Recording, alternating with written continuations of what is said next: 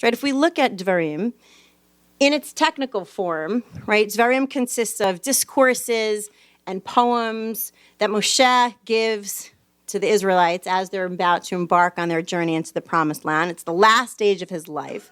There's narratives about the final stage of his life. We have Joshua commissioned as a successor, writing down the discourses, and ultimately Moshe's death. So kind of we have to sketch the book in its schematic, right, giving that kind of, you throw it out to a class and you say, go, tell me what this book is about. That's actually the rough outline. But it's really a book that's really just jam-packed with major, heavy themes, overarching themes that are unique to it as a book, right, that are unique to Devarim as a book, and are actually given greater emphasis than in any other book in the Torah. So if I just had to kind of pull out those main themes, bigadol, and we'll delve into many of them more deeply and more carefully, we would list, and here I'll just read, monotheism, loyalty to God, the concept of God as a just and caring God, covenant, love, Israel and the nations, the land, the law, centralization of sacrificial worship, humanitarianism. Those are just kind of a lot of the themes that emerge in this book. So Shai, if we can just start kind of looking at the overall structure, how do these different component parts fit together in the book of Devarim? How do they all fit together into the greater whole of Chumash? Or we can just say, what's Devarim all about, in your estimation, in your eyes? Right. Great. Small question to start with. Just jump in. Hi, everybody. Well, I think I'll start with your second half first, which is how it fits into the larger structure of Tanakh. I have come to think that what Chumash is really about, what the 5 books of Moses are primarily about, is essentially learning the lessons of the Exodus. In other words, the very dramatic turn that takes place in the book of Exodus and Sefer Shemot is essentially to ask the question, now that we have been liberated by a good God who rebels against oppression and remembers his promises to our ancestors, how do we go about creating a society that represents a radical alternative to everything Egypt was about? And we could go through a catalog of laws in the Torah that are explicitly about that. To start in Deuteronomy, I think in many ways one of the most subversive verses, which is very hard to understand without knowing something about the ancient Near East, actually. Context here is that in the ancient world, almost across the board in ancient legal codes, one is forbidden from harboring fugitive slaves, and there are extremely grave punishments for harboring fugitive slaves, sometimes even death. And when you think about that, and then Dvarim comes along and says, Lo taskir eved el adonav, right? You may not return a fugitive slave to his master, right? Because he has come to you. And then something that I've actually written about that it's very moving to me, something I learned from a Bible scholar named Dennis Olson. The book of Deuteronomy 18 times uses the phrase, Bamakom asher yivchar, the place that he will choose. 17 times that refers to God choosing to dwell in Jerusalem. The 18th time, it refers to a slave choosing to dwell wherever he wants when he runs away from his master and lives with you. One of the essays in the Heart of Torah is called Why Runaway Slaves Are Like God. And I think the idea is actually very simple. You are a nation of runaway slaves, right? And I didn't return you. And therefore, are you going to be the kind of society that rebels against the kind of cruelty represented by, essentially kidnapping a slave and returning him to his master? And there are many examples of this, right? God hears the tza'akah, the cries of the Jewish people, Bnei Israel, forgive the anachronism, the Israelites, in the 2nd chapter of Exodus, and then God warns in Parashat Mishpatim, if you oppress the widow and the orphans, and they cry, same word significantly, tza'akah, then I will be angry and respond to you. Meaning, just as I listen to the cries that were caused by afflicting Bnei Israel, I will equally hear the cries when the affliction is done by Bnei Israel, by the Israelites. So much of the biblical vision is about creating a radical alternative to Egypt. And Dvarim is in many ways that, right? It is a book that understands itself as standing on the precipice of divine promises being fulfilled, and needing to ask the question, when you cross this border, what kind of place will you create? That has ethical dimensions, that many of which resonate with many modern readers very deeply, some of which seem troubling. And it has theological dimensions, some of which I think it's safe to say for many modern readers are the more disturbing parts of Dvarim, because Dvarim is a book that can easily be read as, I don't know what the polite word here is, having extremely fanatical implications, right? And I think it's worth talking about that. What it means to worship God and God alone, and to drive out anyone who might possibly lead you to worship anything else. There's a kind of fanaticism about it. I once had I don't know if it's appropriate to say this in a 929 setting, but I once had an amazing set of email exchanges with a colleague of mine at work, and I emailed him one day. This is kind of an embarrassing window into my life. I emailed him in the middle of the day in between meetings and said, if we actually took Devarim seriously, we would all be social radicals. And he wrote back and said, yeah, genocidal social radicals, but sure. And of course, that opened up this kind of amazing conversation about how we to make sense of Deuteronomy 7 and Deuteronomy 20, which are two of the more, I would say, unsettling chapters in the Chumash. But there's so much here that's about how do you create a society that is compassionate, that is kind, that is oriented around the suffering of the weak and the vulnerable. I mean, that is just at the heart of this book. And I guess kind of putting that in context with the book of Genesis, right? If this is a radical kind of reaction or transformation of the book of Exodus, how do the narratives and how do the stories and the building of a people in Genesis kind of fit in to the overall thematic structure? Right. Well, that's an interesting question. I think the moment of transition happens in the first few chapters of the book of Exodus. I know Exodus is not our topic, but they actually are constantly talking to each other, where the phrase B'nai Yisrael shifts in a matter of a few verses from referring to the actual sons of the person Israel to B'nai Yisrael, the people of Israel. And that takes place without mention, sort of implicitly in the first chapter of Exodus, where you go from family to people in this very dramatic way. I think what Devarim wants to be is essentially the book that asks the question, okay, there were all kinds of doubts along the way. There were all kinds of bumps along the way. Some of those bumps lasted hundreds of years. Now that God's promises to Avraham, Yitzchak, and Yaakov are about to come to fruition, what were those promises for, right? And I think you can say one of the stark contrasts, there are moments in the book of Breshit where it seems like God's promises are entirely unconditional. This is what I'm going to do for you. And then a kind of other chapters where it emerges that, no, God has expectations of Abraham. By the time you get to Dvarim, the expectations are very dramatic. And the implicit threat that comes with the expectations is this promise is not unconditional. One of the things that it took me years to realize about the theology of Tanakh, and I'm pretty sure I'm right about this, I'm not 100% sure I'm right about it, is that the promise of the land in Tanakh is actually extremely complex. The promise of the land to the Israelites, to the Jewish people, I'll just apologize for that anachronism now and please allow me to use it, right? God's promise of the land to the Jewish people is unconditional, but God's promise of the land does not actually apply to any particular generation of Jews.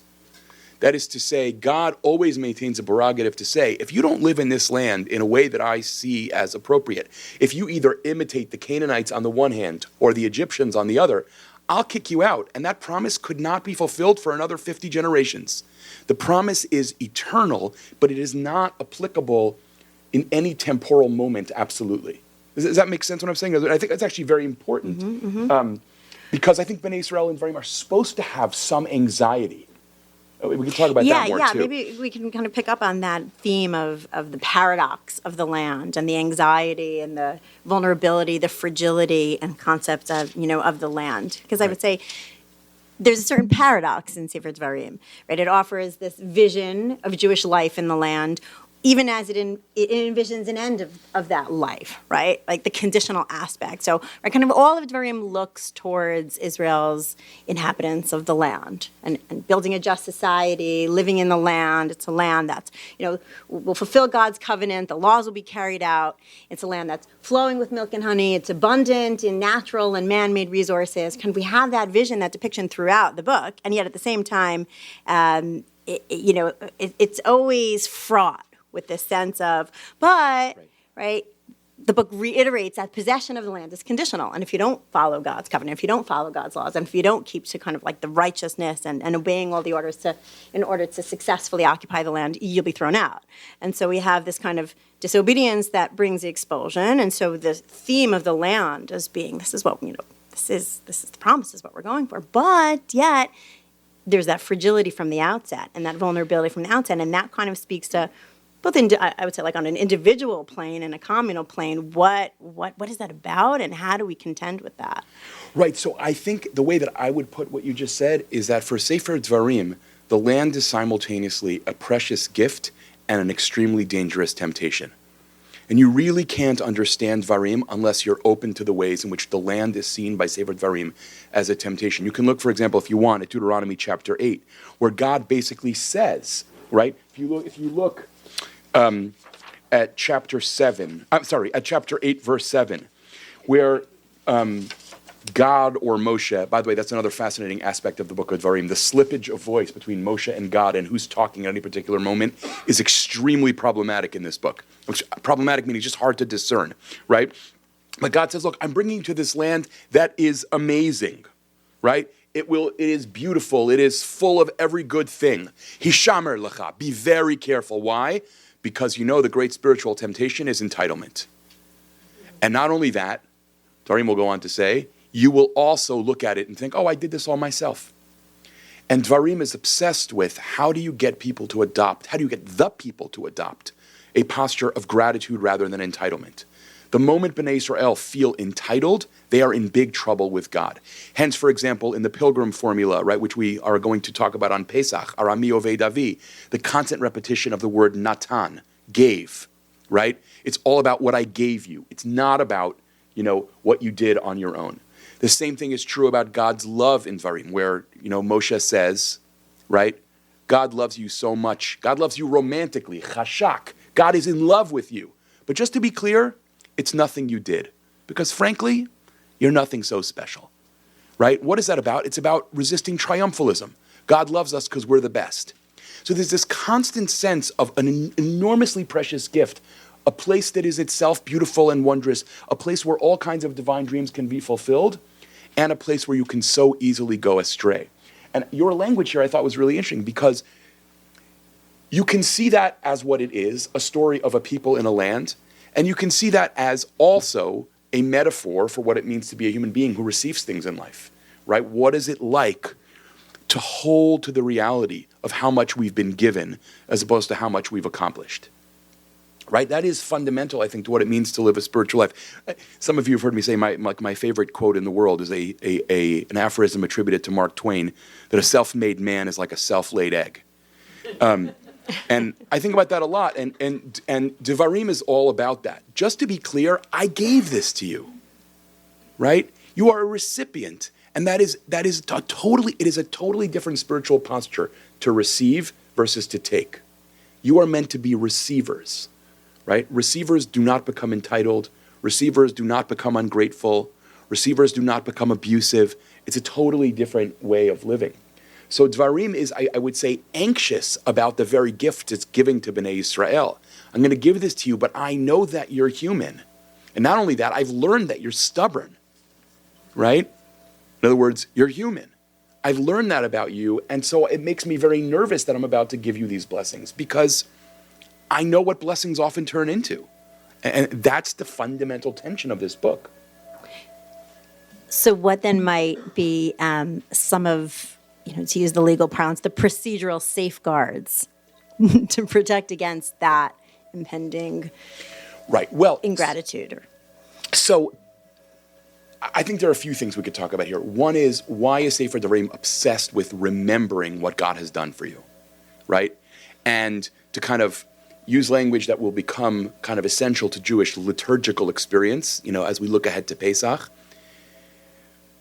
the sense that it's not something God just did for your ancestors. Every generation receives it anew.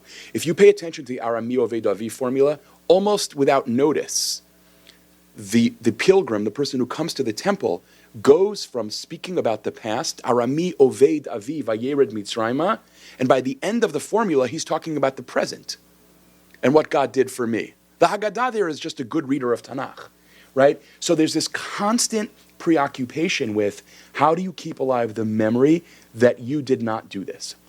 And then there's, I think maybe there's a good opportunity to say something else about Dvarim where I think it's easier to misunderstand this book. More than any of the other 4 books of the Chumash, Dvarim is obsessed with making a claim upon the hearts of Bnei Israel. It is not interested only in obedience to the law, it is interested in a transformation of hearts, that Bnei Israel love God and emotionally care about one another, right? Deuteronomy 15, and talking about the Shemitah, right, doesn't just say, open your hand, but it says, Lo ta'ametz et levavecha.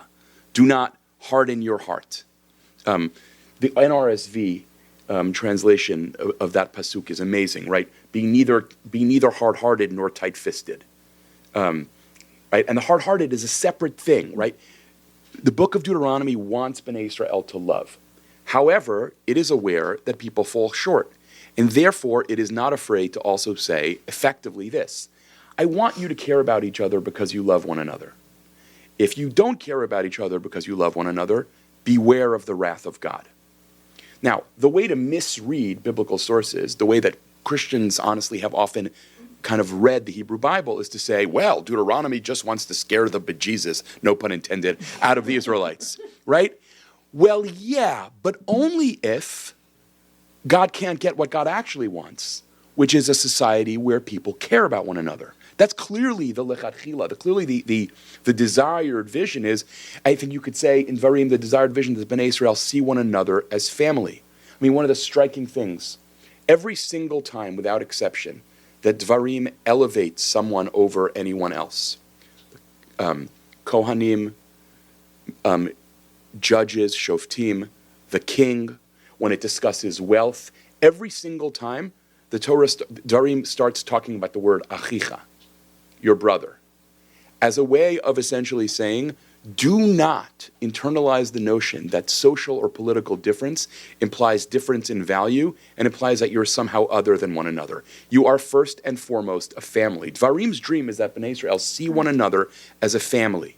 That is actually, I think, at the heart of the book, right? What is a king told? Your heart may not be exalted above your brothers, right? The Dvarim 15 Shemitah begins with, what is it? Ki yamuch achicha ha'avion, your brother, the poor person, right? That is a kind of an obsession of this book.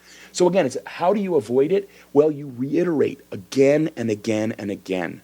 What does a culture of family and care and compassion look like? But you also have a kind of rear guard, as it were, which is just be careful. Because although poor people may not have the social means of threatening you, they have the power to bring down the wrath of God. And that ought to make you a little nervous. That's, as it were, that's the kind of safety valve. But that's not Dvarim's vision. That's Dvarim's... It's this meta safety valve that looms over everything. If, but at if the end everything of the else day, fails, be scared of me. Right? You see that, by the way, in the history of Jewish ethics in all kinds of ways, right? Ideally, no one says to you, visit the poor because otherwise God will, unleash a plague on you and your siblings, right? But occasionally you'll see sermons basically in situations where people feel like it's not happening for the right reasons. It's more important to me that it happened than that it happened for the right reason. So let's make it happen for the wrong reason. as long as it happens. But that's not, the caricature of Judaism that has been deeply internalized, so much so that you have 20th century Jewish thinkers who internalize this and imagine that's what Judaism is, right? There's some claim like, it doesn't matter why Jews do the mitzvot as long as they do them. Dvarim would be appalled by that formulation. It matters and how, right? God wants love. When Chazal talk about Rachmana Libabai, God wants the heart, they are reading Dvarim. That's what Dvarim is about. I want you to do this for the right reasons because you love me and one another. Let's take that and kind of shift it to a bit of a different theme as it relates to Israel vis-a-vis the other nations. I think that kind of familial view and the ideal that this is a family, right? This is a clan moving into the land, then kind of leads us straight into the, some of the more problematic sections, but throughout the book, there's so much about radically rejecting the ways of the other nations. And I think it's that theme of particularism that is of special interest in the book and really special interest of us, for us today. In a recent conversation with a friend and colleague, he said, for much of the 20th century, the issue preoccupying modern Jews of whatever denomination was the clash between faith and science. Today, the question of universalism versus particularism kind of plays that central role. So maybe we'll shift into that kind of mode, because that tension really does then produce all kinds of, apologetics, defensiveness, aggressive embrace, all these, adjustments, and Dvarim really raises that in very, very stark form. So, if you want to talk for a little bit about that as a theme and a struggle that we contend with, while we hold, on one hand, this is a clan, this is a family, this is about loving one another, that's the ideal, you're going to do it we want you to do it for the right reasons, even if it's not for the right reasons, it's going to happen. And then sitting with that, we have the sense of, right, what does it mean to be this exclusive clan family? It means we push away others.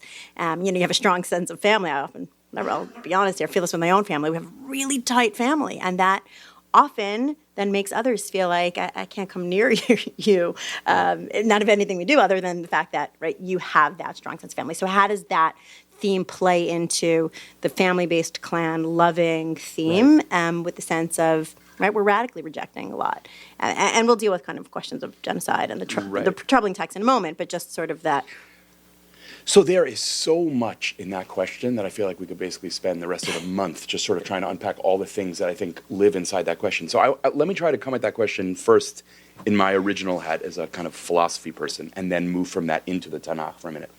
So I think here too, we need to find more sophisticated language than traditional Western language that many Jews internalize, which is particularism bad, universalism good. Particularism is always measured by the ideal of universalism. The reason why that is so troubling is that in the history of Western civilization, universalism has always come hand in hand with imperialism. Those are two sides of the same coin historically. And particularism has often been brutal in the local context, but actually quite willing to leave other people to do what they want. Let me just sort of explain what that means in the context of Dvarim for a minute. Actually, no, let me say this in this way. The history of Christianity and Judaism can be well understood. I think here I'm playing with a line from Daniel Boyarin.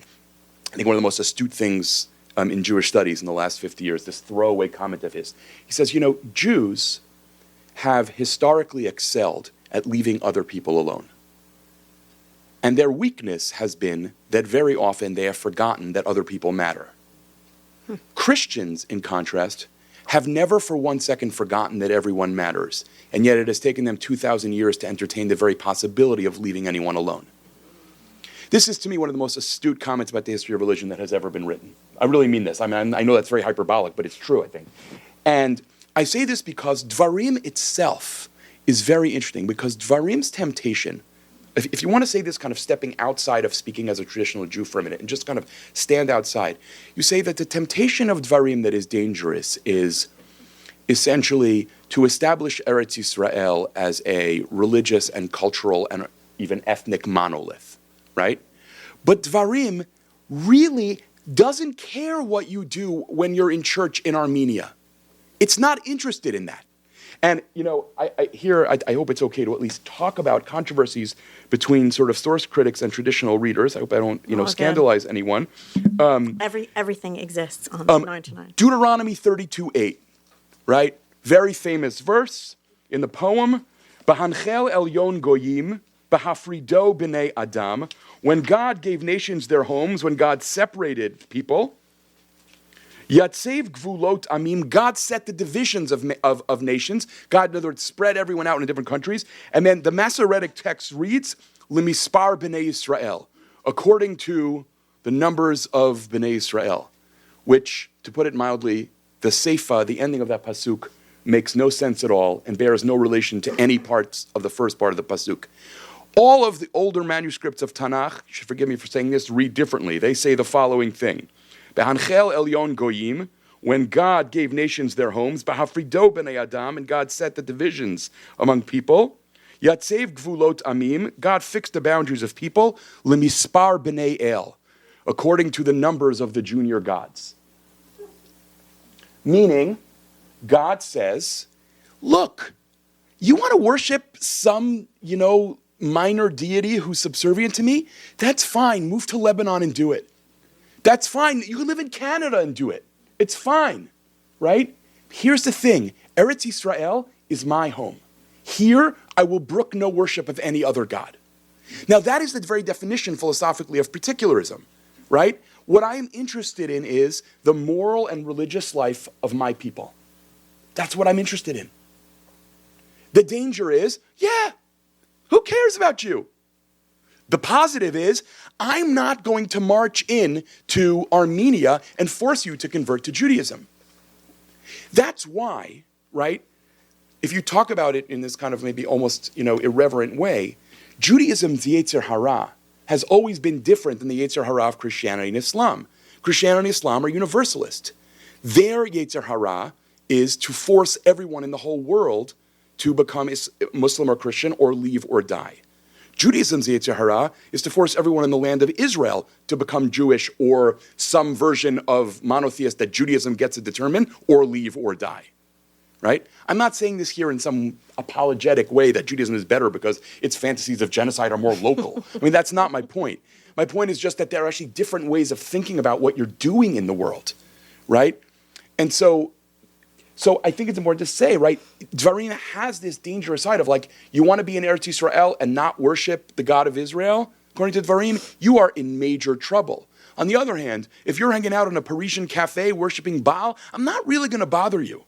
It doesn't actually interest me. Now, the question of modernity is, right, can we have a universalism that is not imperialist? That's like a very interesting question. American foreign policy, in many ways, playing out that very question, right? Can you have a universalism that is not imperialist? I think, personally, I'm agnostic about that question. I don't see a reason why it can't be possible philosophically. We haven't seen a lot of historical manifestations of that to this point in human history, right? Now, the particulars of these, you're right. I mean, actually, there's a lot of philosophical literature about this these days, about how family is a morally complex enterprise. Because on the one hand, many of us would say, yeah, I have an obligation to feed my kids first. But all too often, feeding my kids first morphs very easily for people into feeding my kids only, right? That is the reality of what in philosophy is called moral partiality, right? When I'm partial to certain people, right? A good moral philosopher, I think, would say, yeah, you can be partial to certain people, but you're always having to push the circle outward. And what people who are critics of partiality, people like Peter Singer, often say is, yeah, but when does that actually happen, right? Family becomes, at one and the same time, a center of love and profound selfishness, right? And it's very hard to step around that. I think that is the central moral question for people who are aware of the kind of suffering that is all over the globe, and that actually believe in the importance of family. I don't think that that's a morally simple thing. And by the way, I have to feed my kids first. Do I have to give them a completely obscenely expensive day school education before other kids have lunch? If that question is easy to us, then we're not thinking about it, right? In my view, right? And so I think that's really the dilemma of this book. Dvarim's most, as you say, fanatical sides are essentially about, but you're not part of this family. And yet, the same book that talks about stamping out the Canaanites also requires Bnei Israel to love the ger. So even there, the insider-outsider equation, and a ger, to be clear in biblical Hebrew, is not a convert, right? A ger is, as Chazal very well knew when they made ger mean that, because gerim yitem beretz Mitzrayim did not mean in their mind because you all converted to Egyptian religion in Egypt, right? It means you were politically vulnerable outsiders. So Dvarim says, right, stamp out the nations, but don't forget to love the outsider who comes to live with you. That's a very complicated proposition, right? Any simple, I basically feel like almost any declarative sentence you can make without a clause to complicate it about Dvarim is wrong, right? It is a book that is just far too rich for that. It's just sorry, that was a very long-winded answer. No. I think I want to pick up on some of those themes. So there was a lot woven into that amazing answer, and a lot for us to think about communally, individually. I'm going to pull out some of the themes, and we'll do them step by step, maybe. And first, kind of break down what was packed into that, answer, and maybe deal with some of the morally problematic texts and how we can kind of sit with them, because there are many passages throughout the book, and you raised one in chapter 7, right? There are many sections in the book that seem to be so foreign, so alien as to be from a different planet, right? The idea that we publicly stone the idolater in chapter 17, or the stoning of the non-virgin bride, in the case of Motzi Shemra, who's found actually to be guilty in chapter 22, are difficult, right? And some of the most striking and difficult passages exist in the book of Deuteronomy. And 7, as you raised, and maybe we'll kind of bring up with that as the archetype, in chapter 7 deals with the command to destroy the Canaanite nations and their religious artifacts, not just them, destroy everything upon entry into the land. And that command of genocide is problematic, it's xenophobic, it's overly violent, it makes me and should make everyone uncomfortable reading it. And how do we sit with that? How do we look at that text in the face and say, okay, this is in Chumash. We read it, we teach it to our kids. Right? Even just this past Shabbat, I kind of, you find yourself musing about these things at the craziest times. It's 6:30 in the morning, and I'm kind of cleaning up from, Friday night dinner, and my 5-year-old, who is quirky reader and loves Lego, is reading the Brick Bible, which is a great version of Tanakh. And, he ended, he's talked about the Philistines, this is how he learns, doesn't even read Hebrew yet, but he kind of jumps into Joshua, and he's kind of talking just about all the battles, and he's like obsessed with warfare. He just is. And he loves this because he's like, and this number of people died, and then we killed all these people, and he's like, Ima, this is so cool, this is so great. I'm like, no, actually, it's not, Amitai, it's really not. And he's like, well, but it's the Torah, and it's sitting here next to Tanakh. Like, how to contend with that? So it's 6:30 in the morning, I haven't had my coffee yet, and I'm like, yes, these are the troubling passages, and I'm like, go build Lego of the garden, right? Go back to the beginning. But, right, you'll find yourself with these problematic texts, and how do we deal with them on every level? Both, how do we sit with them internally? How do we teach them? How do we educate towards teaching them when they're violent, xenophobic, and just difficult to contend with, to not just the modern eye, but especially the modern eye? Right. Okay. Hard question. So let me ask you, if you would, to open to Deuteronomy chapter 7 for a minute, because I want to just sort of point out something that is very interesting. In the last couple of decades, in the academy, at least in academic biblical studies, our understanding of the cherem has evolved in very interesting ways, and you are obviously free to accept this or not. I mean, to be true about anything I say, but. I want to just point that out, and I also to stipulate in advance, I'm not saying this to be apologetic in any way. I'm saying this because I think it's worth really wrestling with what these psukim might and might not be saying. So, in recent years, a variety of biblical scholars, including some world-renowned ones, not like sort of obscure and not particularly apologetic types, have pointed out that they think that it's clear that Dvarim and Yehoshua never mean the killing of the Canaanites to be remotely literal. And one of the arguments that they make is, if you look at the opening of chapter 7, it's an argument that's been made recently by a Bible scholar named Walter Moberly, one of the most well-regarded biblical theologians in the world. When God brings you to the land that you are coming to inherit, and God displaces many nations from before you, and then gives you the standard list of 7. 7 nations that are bigger and stronger than you. And God basically gives them into your hands, and you beat them. Some recent translators translate this, place them under the ban. And they use that translation because what a ban means is elusive, and they think that that's the most responsible way to translate cherem. Because what does cherem mean? Does it mean write off and not use? Does it mean destroy? Does it mean kill? So the ban is a good word because you're not sure what that means either, right? Lo tichrot lahem brit velo tichonem. Do not establish a covenant with them. And then, depending on how you want to understand this, do not have any mercy on them, or in the history of halacha, do not give them a place to live. Al titein lehem chanaya bakarka. Now, so it sounds like, certainly in light of Deuteronomy 20, that placing under the ban here means you should kill them all. However, And that is how it has often been understood in the history of both Judaism and Christianity, for that matter. But now look at verse 3. V'lo titchatein bam. And don't marry them either. And so Walter Moberly points out, he says, this is very odd. Presumably, if I've just genocided people, I'm not going to then have a chasana with them, right? It's a very odd. This is what I would call a text that eats its own tail, right? Kill them all, but then also don't marry them, right? Very important, right? Kill them, but don't marry them. Now, there's a way to read this, which is like simple pshat. Jeffrey Tigay, the JPS Dvarim, great biblical scholar, says, no, verse 3 is explaining the logic behind verse 2. Kill them, lest you marry them.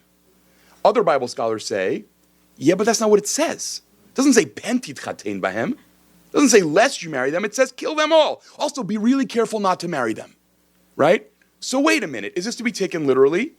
And then, by the same logic, if you ever pay attention to the book of Joshua, which, most people who grow up in yeshiva day schools, right, probably learn Yehoshua in 9th grade, and it becomes kind of just like a blur of battles. And then you have a few conscientious kids in each class who get in trouble because they start asking questions. Remember, the only time I got kicked out of class at Ramaz was in one chapter of Dvarim, I think chapter 6. I spent the entire period raising my hand saying, I believe this is called genocide, until the teacher threw me out, which is probably not the best way to respond to a question, but okay.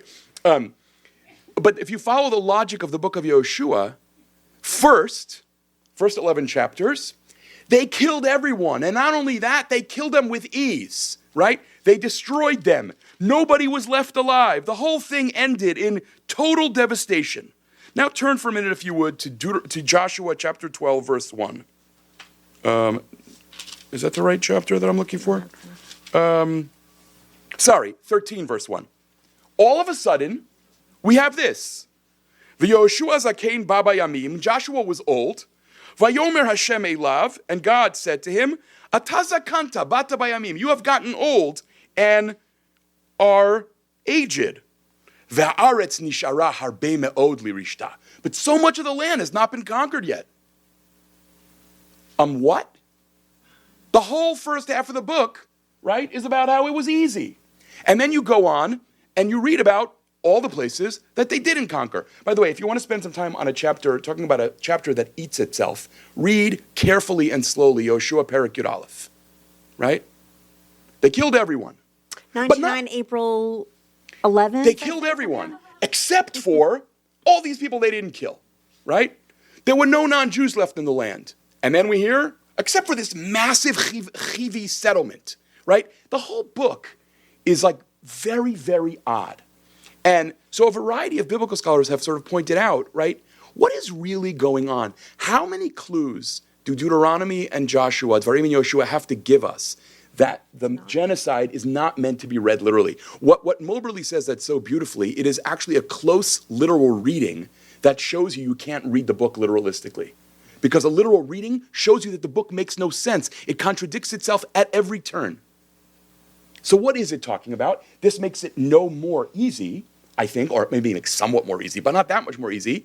It is about the fantasy of absolute dedication to God such that you would never even entertain doing anything that related to what these nations did, right? It is about radical separation. Now that's still, right, deeply parochial, scary, but it is about separation, not killing. It is keep yourself away from these people so that you can worship Hashem alone. If you're interested in this sort of almost silly manufactured vocabulary of biblical scholarship, people talk about the YHWH alone party, right? They're the people who basically are saying, right, no, you can't worship God and Baal. You have to pick one, right? You have to pick one. God does not tolerate, other. And so that's what this book is about. And by the way, here, just to go into like sheer kfira land, and this is not a position that I am agnostic about all this kind of stuff. What someone like Moberly points out is if you actually accept the old biblical critical idea that Dvarim emerges in the 7th century, all 7 of those nations have been dead for 300 years before anyone hears this commandment. If I come to you and I say, it's very important, show me you love me by going and murdering Thomas Jefferson. And you say, but he's been dead for hundreds of years. And I say, okay, what do you think I'm asking you? right? So their argument is that that's how Dvarim was meant to be heard. That last point doesn't really interest me. I understand why some people find it offensive, why some people find it unconvincing. It's interesting to see all the arguments that have been marshaled. The ones that to me are always most compelling because I think they're most Jewish are the literary ones, where the text itself seems to hint to you, right? The text itself seems to be telling you, I'm not so sure you should hear me this way. Now, here's why that doesn't solve the problem and why I started by saying I think, I don't mean to be apologetic. The fact is, the text was heard in a particular way by a lot of people over a very long time. Most people, I'm confident saying, in the history of both Judaism and Christianity, did not read Joshua 11 and think, this text is eating its own tail. Right? I just don't think that's how people read this text.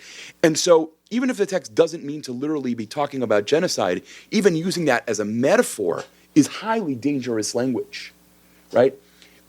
The more sophisticated critics of biblical monotheism, I'm not talking about like the Richard Dawkins of the world, but people like Jan Assmann, who's a famous, Assyriologist who's raised all kinds of questions about the intrinsic violence of biblical monotheism.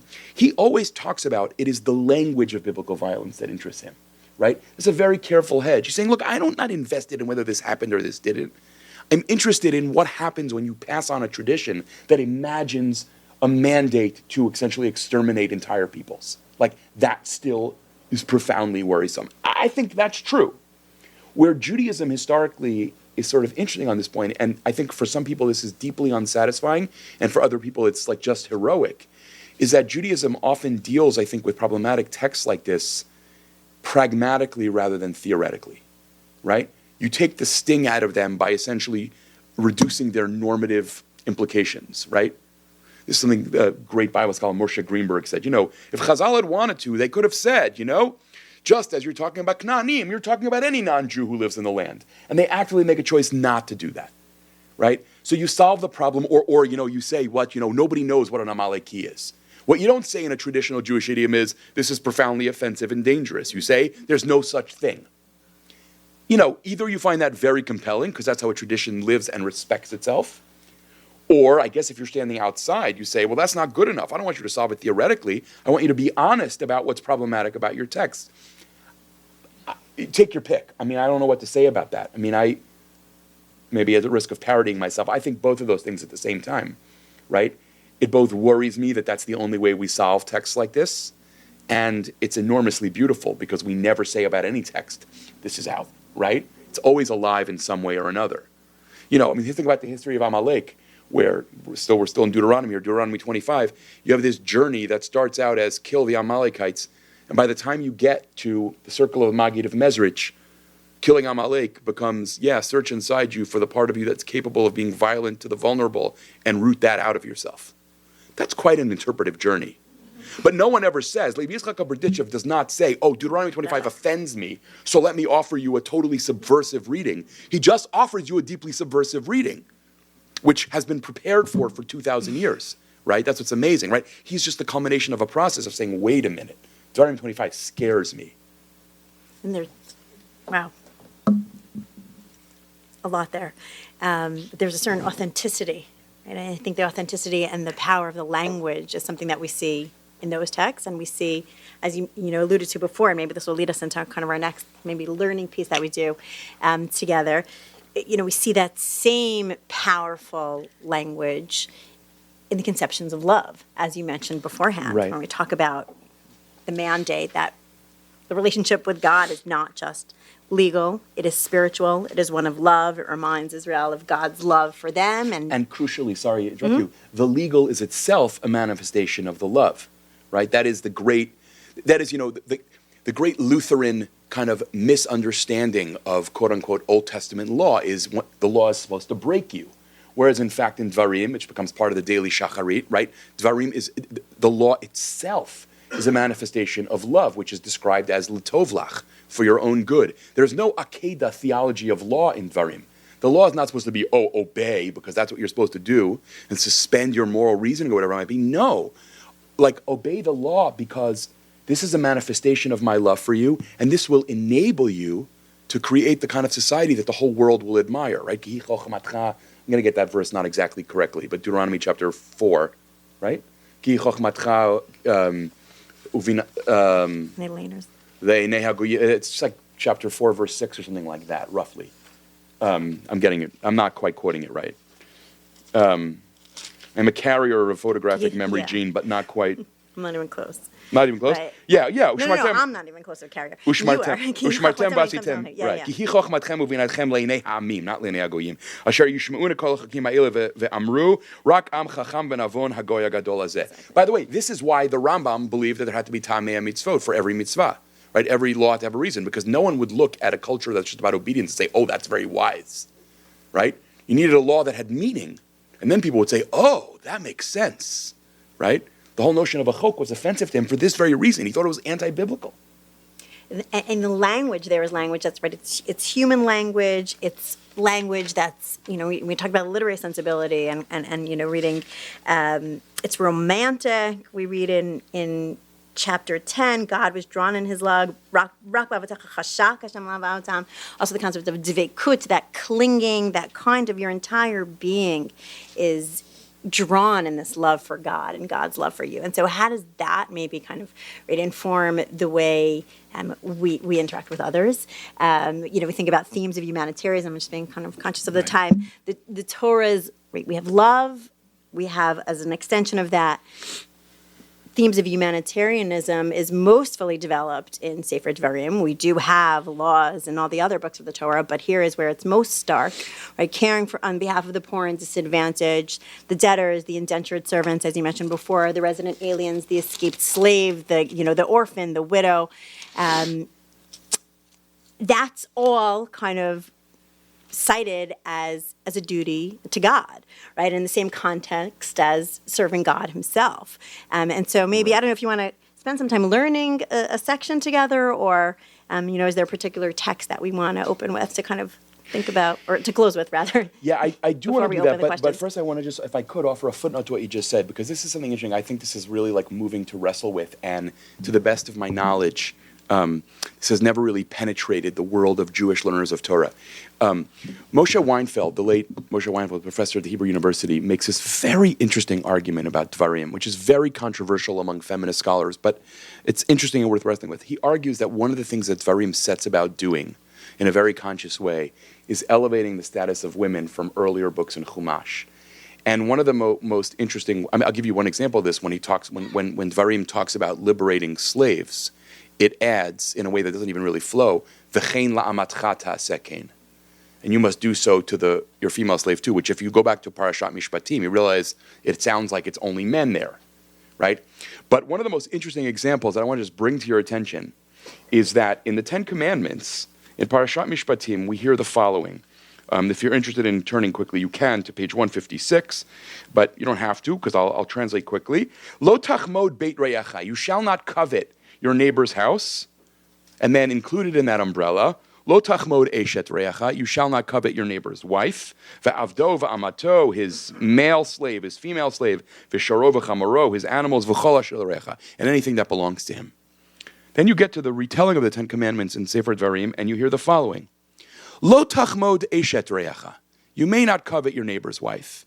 And then, but lo titaveh beit reyacha, or desire your neighbor's household and all that's in it. And Weinfeld points out that although the text is clearly androcentric, right, it is addressed to men, obviously, right, he says it's very interesting because Dvarim refuses to allow the wife to be part of the household, right? She's not a possession. You can't covet your neighbor's wife. And also his stuff. Not, Shmot, you can't covet your neighbor's stuff, including his wife. You don't talk that way about humans. Now, that's a really interesting claim. Is he right? I mean, it's beautiful. I don't know. I mean, he has a whole bunch of cases like this, comparing the Eshet Yifat Toar with all its problematicness to other ancient Near Eastern law codes where there's at least some gesture towards taking the woman as full human being more seriously. In terms of texts to learn together, since I know it's very late, I'm just actually going to I want to look at 3 verses with you, if I could. If you turn to Deuteronomy chapter 10, this is part of a much larger unit, which I had hoped we would get to, but I want to make sure there's time for questions. I want to just ask you to look at Deuteronomy 10, 17 through 19. And to those of you who have studied with me or read the stuff that I write before, I hope you'll bear with me, because this is one of my favorite moments in Tanakh. And I think this is an amazing window into tefillah as well. Deuteronomy 10:17. Ki Hashem Elokeichem, because the Lord your God, who Elohei Elohim, is the strongest, the God of all gods, Va'adonei ha'adonim, the Lord of all lords, Ha'el Hagadol Hagibor V'Hanora, familiar words, right? Hang on to that for a minute. Asher lo yisaf fanim v'lo yikach shochad, who does not play favorites and does not take bribes. By the way, to translate that into a very kind of crude idiom, what Varim is saying is God is not impressed by rich people. Lo yikach shochad. You can't come to the temple and just shower me. You can't put a plaque on the wall and be a behema in your interpersonal relations. I'm not impressed. I'm not interested in that, right? Lo yikach shochad. You don't bribe me because your power is a joke in front of mine, right? And then, oseh mishpat yatom v'olmana. Oseh mishpat does not mean judge neutrally. It means champion the cause of. God champions the cause of the orphan and the widow. Ve'ohev ger, and God loves the stranger. Latet lo lechem v'simla, by giving him food and clothing. And then the next pasuk, ve'aftem et hager ki gerim yetem be'eretz Mitzrayim, and you must love the stranger because you were strangers in the land of Egypt. Now, Leviticus 19 had already told us that we have an obligation to love the stranger. But Dvarim, in its inimitably subtle way, has done something very dramatic with Leviticus 19, which is that Leviticus 19 says, love the stranger because you were strangers in the land of Egypt. Deuteronomy 10 says, love the stranger because you were strangers in the land of Egypt, but also because you claim to worship a God who loves strangers. And therefore, loving strangers is a form of halachta b'drachav, is walking in God's ways.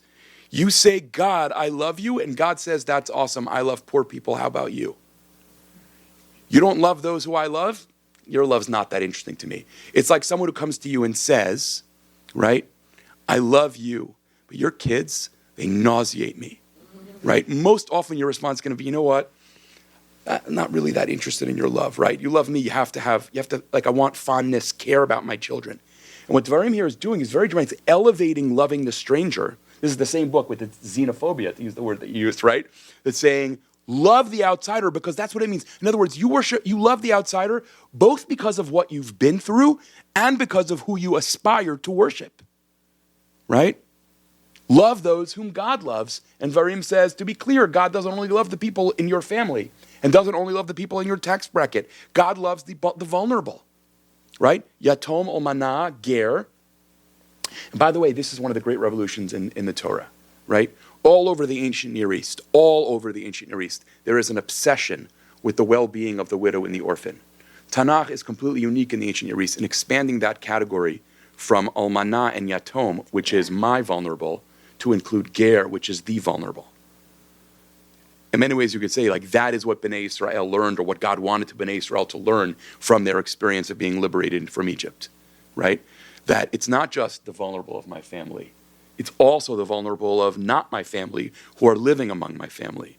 There you have this radical universalism of a certain kind that's actually totally revolutionary.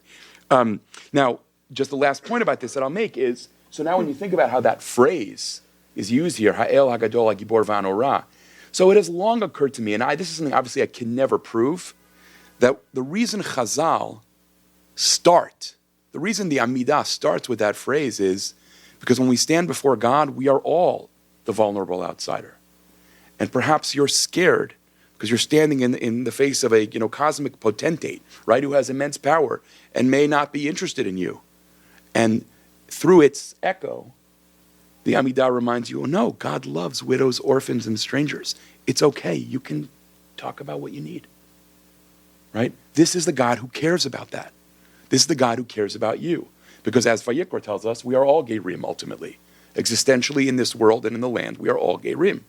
Therefore, to love Gerim, this is, I think, what Vayikra does. It is so insanely subversive. Love the Ger ends up meaning, essentially, by implication, love everyone because everyone is vulnerable. Right? Remember your vulnerability. That's also, by the way, why Dvarim is interested in Bnei Israel living in a land, right? They're reliant. They're reliant upon God, right? You would think the blessing would be live in Egypt. The Nile is always doing its thing. But the problem is the Nile is conducive of forgetting that you're dependent on anyone. In Eretz Yisrael, you have to wait for rain. So I'm vulnerable, I'm vulnerable, I'm vulnerable. And the hope is that an awareness of vulnerability generates compassion. I mean, that's the hope. An awareness of vulnerability can generate fear and therefore xenophobia and brutality. But the possibility that an awareness of vulnerability makes is of empathy. Varim is totally concerned with that, right? If you are aware that you're dependent on God, you will also be aware of those who are dependent on you. That's why the Rambam says this about not oppressing slaves, right? You're vulnerable to God, so you know what it's like to be vulnerable to someone who's no more powerful than you. A slave stands before you, is in the same relationship with you as you are to God. You want God to care about your vulnerability, you have to care about his. All right, I'll stop. No, keep going. I mean, I'm going to stay all night. Before we open to question, though, I want to kind of just throw one other character into the themes of vulnerability, which we see running throughout from the get-go, from the land, from the law. And think a bit, because we didn't mention him at all today, but we talked a lot last week, about Moshe and his character as one that is very vulnerable from the outset. And as we close up the Torah and kind of see Moshe's transference and transmission, and that vulnerability is still a piece that we end with, even after watching his leadership and his growth and potential kind of blossom and harness the people to where. So if you want to just spend a minute or two, because I know that last week we did talk a lot about the character of Moshe, and maybe then we'll open up to questions, but just kind of... Well, at the risk of being completely insufferable, I wanted to share with you a learning experience I had with my son today. We were learning Shmot. We're a little behind on Parsha. And he asked me an amazing question, right? I mean, it was just, because it was like right opening a door into biblical theology. We were talking about Shmot Perek Gimel, and about, how Hashem basically says, I'm about to enter into the world, enter into Egypt, free Bnei Israel. And my son, who's 9, says, why doesn't God just do it? Why not? Why would you then say, hey, Mr. Shepherd, are you busy? Right? And I, of course, said to him, well, that's actually what all of biblical theology is about. God doesn't want to do this by God's self, right? Even the act of liberation, right? I mean, isn't amazing, right? A divine mission becomes a human task, right? It's just an extraordinary moment, right? God tells Moshe what he's about to do. Ve'ata lecha ve'shlachecha al paro. And so what is the means that the omnipotent God has? Hi, right? I'd like you to go, right? And you understand Moshe's reaction. Are you out of your mind? Why are you sending me, right? And what's amazing about a window into and I realized actually as I was talking to my son that that's actually kind of what animates Heschel's whole preoccupation with the idea of God does not want to do stuff alone, right? God wants, So when I said this to my son, he said, well, God's not alone. People by the millions daven to Hashem. I said, yeah, but maybe Hashem wants partners and not just worshipers. He was like, oh, that's interesting. And I think that in many ways, that's actually what this story is about. And the irony, of course, is that I think, and the Midrash, if I remember correctly, Tanchuma actually kind of goes to this place, that when Moshe argued, I hope I'm remembering this correctly, when Moshe kind of starts going back and forth with God and, saying, I don't want to die, I don't deserve to die, this is not fair, finally, pushed up against the wall, God says to him, you have to understand, Moshe, it's you or it's them. If you go on living, Bnei Israel can't thrive because you'll essentially become, a kind of demigod, and you need not to be that.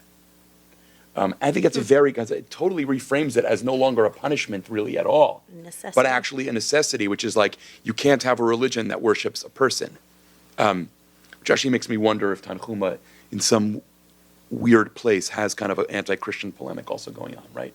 You can't make a person into a god or else you become totally dependent on an intermediary.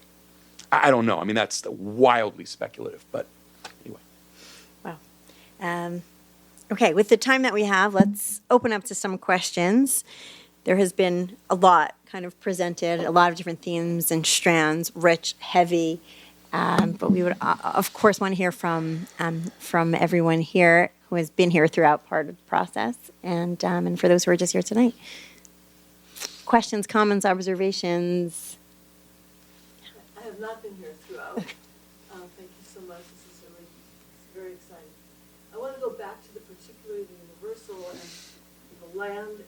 So what would Dvarim make of Jews who don't live in the land? Who are they the same as the Parisian Baal worshippers, or are we somehow so required to be doing the same stuff, which is what we interpret it to do? But does Dvarim take cognizance of this in any way? Yeah, I mean, that's a really hard question to which the best answer I have for you is I'm not entirely sure. I think that writ large in Dvarim and most of Navi, the notion that you could be faithful to God and not go back to the land is sort of unfathomable. And it's actually only after a long, I may be completely wrong about this. This is like very impressionistic. It's actually only after long periods of exile that people develop more developed theories of exile. And you have someone like the Nitziv talking about, the value of communities living outside the land. But I can't imagine Dvarim would talk that way. If only because from Dvarim's perspective, if you're a minority culture, you're going to have Jews with Christmas trees. I'm not a sociologist, and I'm just saying, like, from a Dvarim's perspective, like, how does that work? Minority culture is inherently assimilatory. Or so it believes. Now, is Dvarim's theology the only theology in the history of Judaism? No, right? It's not. And in fact, one of the interesting developments, right, in the history of Jewish thought is the belief that you can only return to the land when God brings you there. Hence, the sort of integrity of religious anti-Zionism, right? I'm talking about, right, traditional theological anti-Zionism is rooted in an understanding of, right, it is ultimately when you're brought there. But the notion that, in other words, if you're imagining a time where God is bringing you there, but you say, no, I kind of like it on the Upper West Side, or, in Russia, or whatever it might be, I don't really know that Dvarim has a whole lot of time for you. I think, right? Dvarim is not the text you would turn to for a kind of an exilic Jewish theology. Yeah, I think that's right. Yeah, I think that's right. I will tell you that's a question that it's sort of in my list of things to sort of work on and think through. I don't have that worked out at all. Sorry. Yeah, please. Oh, sorry. No, you called me. Go ahead. Sorry. I can't help but thinking of bringing with the work in the Marlene to the present and the people that live in Israel now, and how that relates. Like, do some people in Israel say, like the ones that want to totally, want the whole land, that the Marlene justifies that, or that the Marlene justifies the genocide? I'm trying to put it together. I'm having trouble putting it together, but... Well, yeah, so I think, we should have trouble putting that together because, first of all, Jews traditionally do not ever believe in one-to-one correspondences between biblical texts and contemporary realities. Right? First of all, we have a whole history of thousands of years of reading. And it isn't clear to me at all that non-Jewish inhabitants of the land should be considered like the native nations here. I mean, one of the ironies, this is totally leaving Dvarim and talking about the history of Al-Hara, one of the great ironies that extreme right-wing religious Zionist post-Kei Al-Hara, halachic decision makers, have had to deal with is the legacy of medieval Jews believing that Islam is even more monotheistic than Judaism, right? There's an amazing moment where I believe it's Elisha Aviner, the younger brother of a more famous Israeli religious Zionist, tries to argue that, for the Rambam, Islam is a form of idolatry, and therefore Muslims don't have rights in the land. And Yaakov Blitzstein, an enormously learned historian of Jewish law, Ben-Gurion University, writes a letter saying, look, if you want to have your politics, you can have your politics, but I will not allow you to falsify the history of halakha in the interest of your agenda, right? The Rambam, if anything, was anxious about why Muslims took monotheism more seriously than Jews. They didn't develop a Kabbalah. That's the Rambam talking, not me, right? Right? So, if Palestinians qualify, let's say, as gerim biblically, if you want to argue that, then the contrary would be the case, right? They're monotheists. They're living in the land. They are to be treated in all kinds of ways just as you are. Now, I'm not actually advocating anything here. I'm just actually pointing out you can't really do what you're suggesting. And not what you're suggesting, but I'm saying what you're wrestling with. And there have been moments in the history of religious Zionism that have been very explosive in this way. I mean, here's another example. I think it was in the 1970s. I may be off a little bit. Uriel Simon, who was a prominent religious Zionist intellectual and the founder of the religious Zionist peace movement, right, publishes an essay in a religious kibbutz journal in which he says, oh, by the way, when it comes to the Palestinian-Israeli conflict, it's very simple. It's resolved in Genesis, I think it's 15, where Lot and Avram realize that they can't really live together, and Avram says, okay, we'll split it. And predictably, all of these people who are far to Simon's right write these letters saying, how dare you politicize the Bible? And he basically says, excuse me, mic drop, right? How dare I politicize the Bible? I'm just suggesting the Bible is not univocal on any contemporary political question. You're going to tell me that they are Shiva Amamim, which is a terrible reading of the history of Al-Hara? I'll tell you, fine, here's a simple precedent, right? Here are cousins who can't get along, and the Torah says split it. And Avram is rewarded for splitting it, right? God says to him, in the future it'll all be yours. Not now, but in the future. Now, again, I'm not advocating here anything, particularly this is a conversation about Tanakh, but I do think that we got to be really cautious about kind of the temptation of one-to-one correspondence. You quote your text, I'll quote mine. Not you understand, right? You quote your text, I'll quote mine, and it's very, very hard. And the question is, how can we learn? And at the end of the day, this is why, traditions are never just about text. They're about who reads texts. And we all ought to decide, what kind of human being do we respect as a reader of texts? Right? Shlomo Aviner, right-wing Israeli rabbi, with whom I agree about nothing, has this amazingly beautiful thing that he says. He says, why does the Torah begin with the story of Avraham rather than Moshe? Because the Torah basically wants to say, unless you have a really profound intuition about what the ethical is, if you don't have that, when revelation comes, it will only bolster your monstrosity. You can't have Moshe first. You don't just say, here's a revelation. Because any revelation can be turned to do horrific things. First, you need Avram, who says, you're not going to tell me that that's okay. Of course that's not okay. Then you can have a revelation. I'll make you more ethical once you're ethical already. It's a very powerful, I think, powerful reading of how to understand. I mean, obviously, I'm not sure that's what Breshit is thinking, but Breshit does think, I think, that Avram has a very clear sense of what's moral and what's not, that is not dependent in any way on revelation. Once you throw that into the mix, it gets even more complicated, right? What is it okay to do to people? Mariam.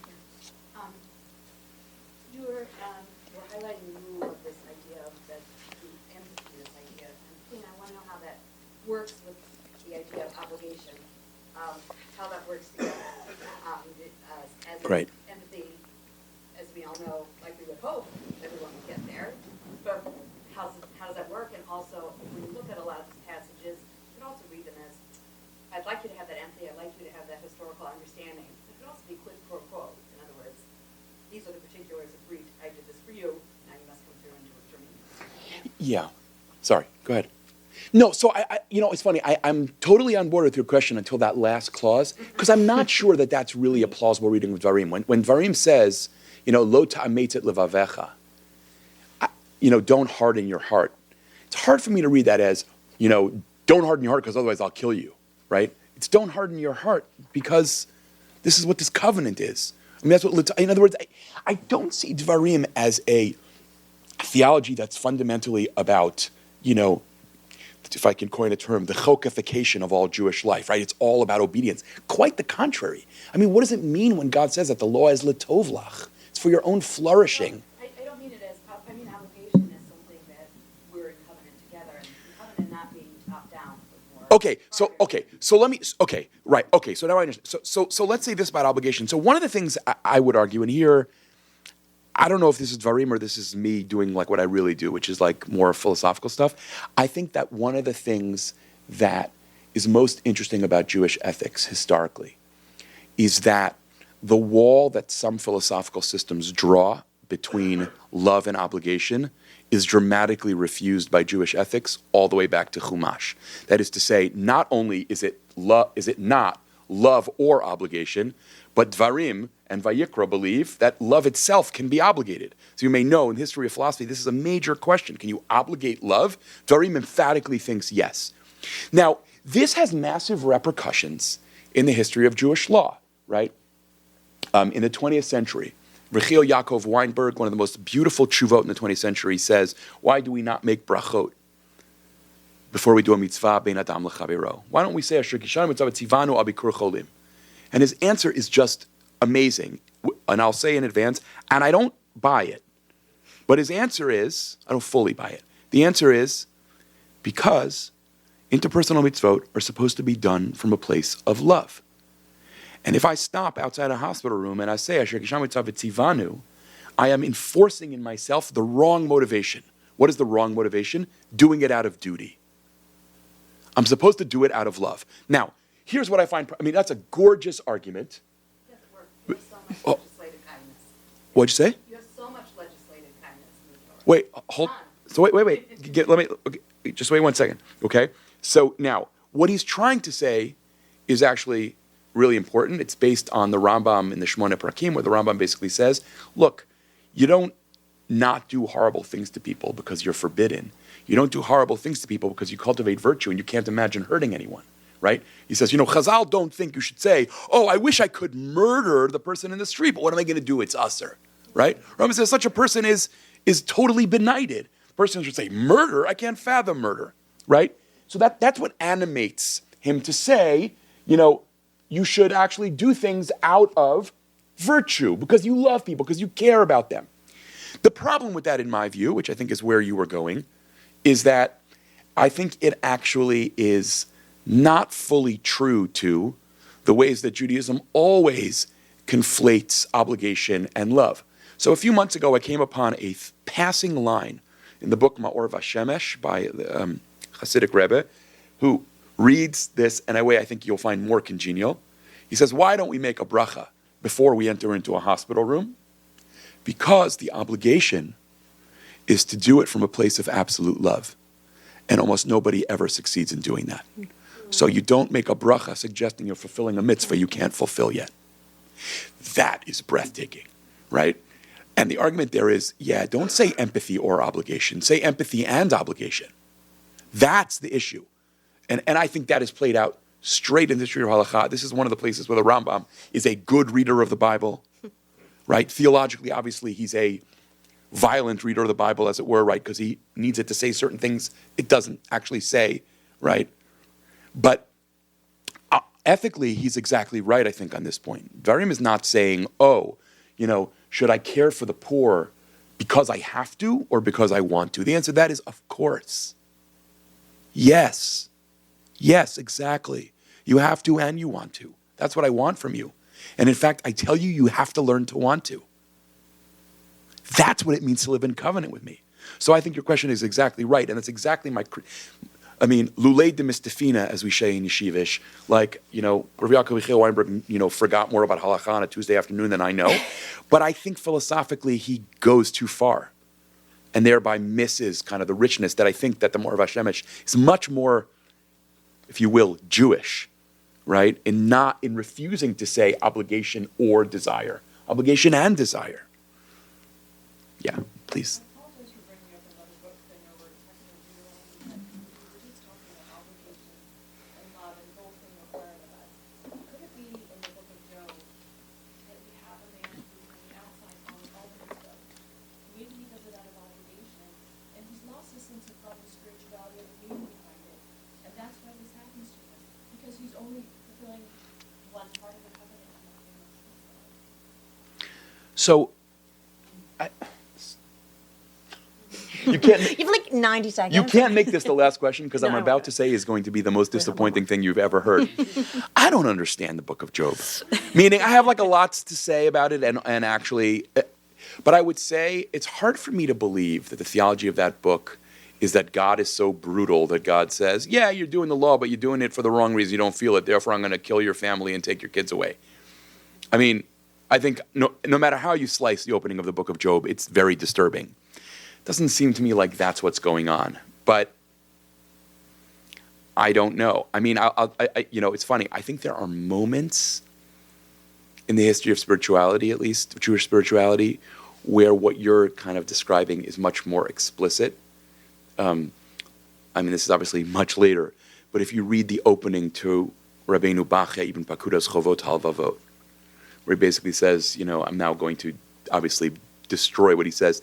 So I went into the Judaica store the other day, and I find 9,000 books on Chovot HaEvarim, right, on like the laws of what I got to do. And I found like a little pamphlet about what I have to feel. And basically I realized that Judaism has completely lost its way. So even though I'm nobody, I'm going to write this book.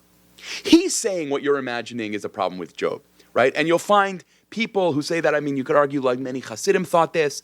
In a different way, you can imagine the Rambam in his very different idiom thought this.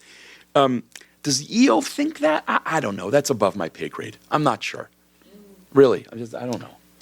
I'm sorry. That's a book. I hope that before I retire, I give a class on Sefer Eov. I've never done it. I'm nowhere near prepared to do it. All right, well, in about 2 years, when we get in the cycle, we'll do the same for Eov. So, well, we have a couple of... Plus, it feels like you have to be a professional philologist to actually understand anything that goes on in that book, because the Hebrew is just insane. Anyway. Let's take one more question, maybe one final question. Yeah.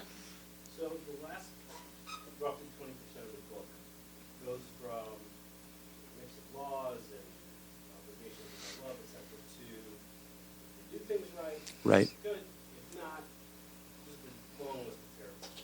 Right. Oh, by the way, you have a choice. You should make a choice. Oh, and by the way, it's not up here. It's down there. Right. It's not in the heavens. It's still, it's up to you to figure out. Right. And then a massively poetic version of things are really going to be bad. So you're just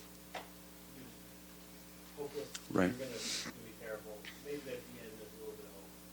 And then Moshe tries to close it with a little bit of extra hope. Here's a bracha. Here's a bracha. I like that. After 57 verses of curse. Balance that back 20% of the book. Yeah. With the whole ethos of the That's a good question. Wow. That's a really interesting question. So, and hard. I think one of the things that goes on in Tanakh that is really interesting and that I think gets, I guess the word I want to use is muted in parts of Jewish culture, is a profound pessimism about human nature and what human beings will ever actually be able to do. And the dramatic formulation of that in Dvarim, which I think leads in a little bit to what you're talking about, although maybe you could argue I'm wrong about this, but I think might, is the transition from Deuteronomy 10 to Deuteronomy chapter 30, where Deuteronomy 10 says, circumcising your heart is an obligation I give you. And Deuteronomy 30 basically says, all right, I realize you're not going to do it, I'll circumcise your heart. It goes from commandment to a moment of grace. And, it's easy to see theologies of grace as incredibly generous, but they also are often rooted in profound pessimism about human nature. And that is to say, you won't be able to do what I'm asking you. Here's another example of this that I think is often totally missed. Psalm 51, which imagines itself as what David says after his sin with Bathsheba. He is declaring himself sinful. He was sinful already in his mother's womb, right? Christians love that verse, right?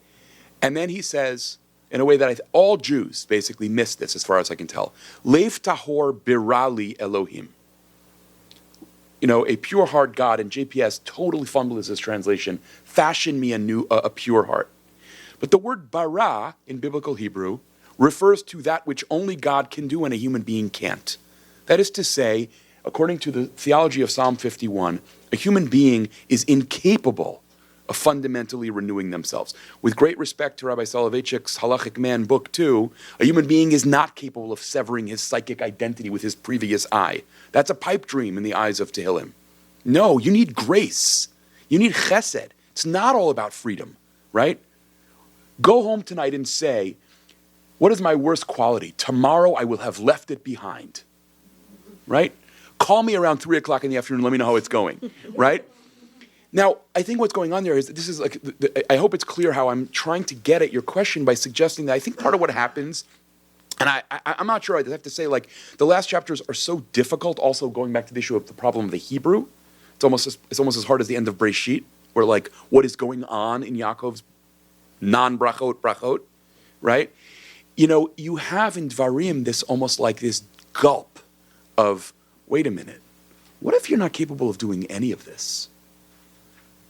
What if, right? What if you end up just basically doing the same old Ksheoref stuff over and over again? Like, what am I going to do then? Okay, maybe I'll help the process along, right? And then you have in later prophets, I'll write the covenant on your heart. Like, I'll do it, because you're not going to be able to do it yourself. Now, I don't think Judaism ever goes to say, oh, you can't do it, but it needs that voice. I think American spirituality, and this is true as far as in my experience across the denominational spectrum, Americans don't like to talk this way because we believe that we're, a culture that believes in doing, and there's nothing that a human being can't do. And American Jewish theology is all about ein somchin al hanes, right? You don't rely on miracles. As a great scholar of the Psalms, Clinton McCann writes, the theology of the Psalms is that God helps those who can't help themselves, right? That's the theology of the Psalm. It's not the theology of all the Psalms, but the point, you understand when I'm making it. And I think that's what's going on there. And it's almost like, and this is not an image I like, this is a little too anthropomorphic for me, God doesn't know what to do with God's self. Like, I'm a little freaked out about you. Like, I fell in love with you, but you're sort of impossible. Right? I mean, the whole Chumash is sort of about that. Like, why did I fall in love with this insufferable people? Right? I can't seem to get them to shift in the way that I want, but I'll never stop inviting them to. And that's the kind of the sheer stubbornness of the optimism of Moshe's last word, right? Is like, it's almost like Moshe can't help himself. Right? And there's the rub, right? I often say, with this I'll end, the moment in American Jewish spirituality that always strikes me as like sort of off is like, I've been in a lot of shuls on Yamim Noraim because against the rules of the Torah, I work on holidays. And so American Jews, like, they sing with their whole heart, Avinu Malkeinu Chonenu Vanenu Ki Ein Banu Maasim. Oh God, have mercy and grace upon us because we got nothing. Never has a less American statement been spoken. Right? And I'm always often fascinated by, like, what is your average kind of like, I'm a successful self-made man, thinking when he or she recites those words? I don't know. But I think that what you're talking about gives voice to that side of Jewish spirituality. Me'anu, mechayenu, mechaste. What am I really? Just a shlub. I can't even control myself. Right? And that there is that side. And Dvarim is very worried about that. It has dreams, and then it has these moments of sobriety that make it depressed, or scared, or anxious, or whatever the right word might be. It's a breathless desperation. Whatever, right? I don't even know what the right word is, but okay, that was way too long. I'm sorry. Oh, 2 minutes over. We're good. 2 minutes over. In Jewish time, I still have 5 minutes. 7, 9, 11. Just to close with one theme that we did not touch upon tonight is the theme of education. And actually, when we think about Dvarim, we think about kind of this book is really the source that religious life should be based on, a sacred book, and learning and teaching, and not just for the elite class, but for everyone. That the Torah is really, right? It's something that we see the first verses that we teach to our children. We're in the weeks before Pesach. This is the theme, the transmission through education, through learning. So I will close with thanking Shai for this extraordinary presentation, of really just kind of offering so much for us to learn, to think about, to teach, to go, to kind of continue as we close up with Dvarim next week on 929, and then we pick it up again in all kinds of ways in the Parsha cycle, but kind of returning to these themes. Thank you for teaching, thank you for learning, thank you for transmitting in the spirit before Pesach of kind of infusing us with the moral lessons, with the religious, with the spiritual, the kind of intellectual, and soulful ideas to take from a book that you might look at and say, this is a book of speech and this is a book of law. This is really a book of soul and of heart and of love and of giving. So thank you all for being here tonight. Thank you for your presentation.